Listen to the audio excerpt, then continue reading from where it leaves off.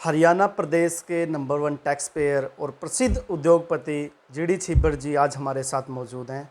अभी अभी जैसे पूरे देश में एक मुद्दा बहुत बड़ा अभी राम मंदिर की स्थापना हुई है, उसी उपलक्ष्य में अभी हमारे हरियाणा प्रदेश से अम्बाला ज़िला से प्रसिद्ध उद्योगपति जीडी छिब्बर जी अभी राम मंदिर जाके आए हैं। तो हम जानना चाहेंगे जीडी छिब्बर जी, सबसे पहले तो आपका स्वागत है हमारे चैनल पर। धन्यवाद बलराम जी, शुक्रिया। जी छिब्बर साहब, आप अभी अभी फ़िलहाल बीते दिन ही राम मंदिर का दर्शन करके आए हैं, तो कैसा लगा आपको वहाँ पर जाकर और क्या बताना चाहेंगे उसके बारे में हमारे दर्शकों को? भगवान के दर्शन तो बड़े भाग्यवान को होते हैं। जब प्रभु ने आपको साक्षात दर्शन दे दिए बुला के, इससे बड़ी इस जन्म में आपकी किस्मत क्या हो सकती है। वहाँ पर यही है कि प्रभु जिसको बुलाएंगे वही दर्शन कर सकेगा, नहीं तो आप बिना दर्शन किए हुए ही वापिस आ जाओगे। उस दिन हम गए, खैर हम तो भगवान बड़ी हमारे ऊपर कृपालु रहे हैं। हमें जब वो टेंट में थे तब भी हमें उन्होंने कई बार बुलाया है और हमारे कई बिगड़े हुए कार्यों को वहीं पर बैठे हुए ही सिद्ध किया है, क्योंकि भगवान के दर्शन मात्र से ही आपके जो कोटि कोटि आपके पाप हैं वो नष्ट हो जाते हैं, उनके दर्शन मात्र से ही। वो जगह इतनी पवित्र होती है जहाँ पर प्रभु के चरण पड़े, प्रभु की बाल लीलाएं हुई, माता कौशल्या के मंदिर में उनका वो अवतरित हुए, महाराजा दशरथ के राजमहल में वो रहे, इतने मुनि विश्वामित्र वशिष्ठ कौन कौन वहाँ नहीं आए। भगवान शंकर भी जब उनका 14 साल के वनवास से जब वो वापस आए, तो जब उनका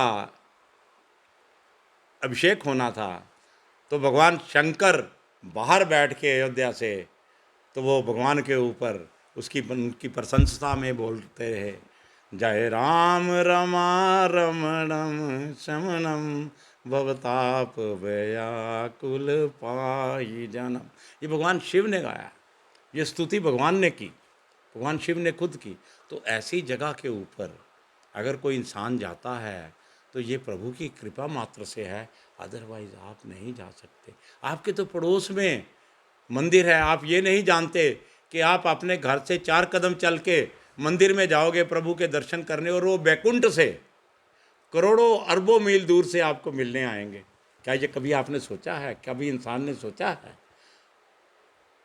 हम तो अम्बाला से गए, जहाज़ पे गए, कारों में गए, और वो तो देखो बैकुंठ से आए और हमारा इंतज़ार करते रहे, हमें दर्शन देते रहे, और हमें सब कुछ उन्होंने दिया, आज तक दे रहे हैं। नहीं तो हमारे पास क्या था? हम तो खाली हाथ पाकिस्तान से आए थे। ज़मीन हमें 7 साल बाद मिली थी। वो 7 साल हमारे बुज़ुर्गों ने कैसे काटे होंगे। अब वही प्रभु हिंदुस्तान के एक एक को, प्रभु किसी के साथ, प्रभु राम का यही स्वभाव है कि वो किसी के साथ भेदभाव नहीं करते।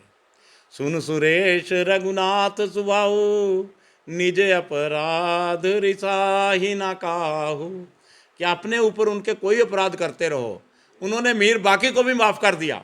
जिसने भगवान राम की मंदिर तोड़ा उसको भी माफ़ कर दिया। तो वो ये गुरु बृहस्पति कह रहे हैं इंद्र देवता को, जब उन्होंने कहा कि भरत और राम की मिलनी में कुछ ऐसा विघ्न डाल दो कि इनकी मिलनी हो ही ना सके, तब उन्होंने कहा, सुन सुरेश रघुनाथ सुभाऊ, निज अपराध रिसाही ना काहू।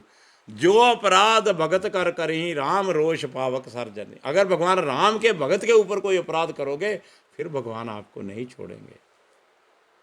ये भगवान की, और ऐसे प्रभु के दर्शन करने, ऐसे प्रभु का इतना सुंदर, इतना भव्य, जो पूरी दुनिया में ऐसा मंदिर ना कोई है ना कोई होगा आने वाले समय में। ये कितनी बड़ी बात है। वो प्रभु के देखने से ही आपको लगता है कि जैसे साक्षात वो बैकुंठ धाम से आकर यहाँ बैठे हुए आपको आशीर्वाद दे रहे हैं एक बाल रूप में।